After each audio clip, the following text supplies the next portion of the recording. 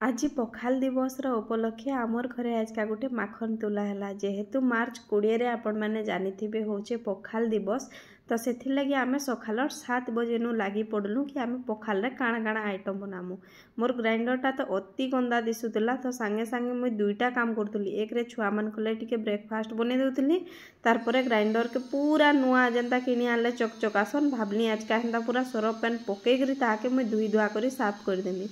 पखाल दिवस लगी बहुत जिनिस आगरू करा लागसी बाकी आमे गोटे ट्रिक लगाऊँ आजिकल काଣା हो सांगे सांगे पखाल बन करी तार संगे दही आ टिके दही सागे टिके परझना पकईकरी आमे रेडी कर दउछु पखाल। तो मोर छुआ माने होजन दुईटा तो दुई जनकर अलगा अलगा मन जड़े ब्रेड खाएमी कहला आउ जड़े ओपे खाएमी कहला ओपे बेला तार मुटा तो पखाल दिवस लगी मोर पक्षे जेते संभव है हेते कले। आपण मैंने पखाल दिवस केनता करी एंजॉय कले निश्चय कमेंट करबे। पखाल दिवस तो खाली गोटे बहाना है आमर पर पूरा डेली खाना है।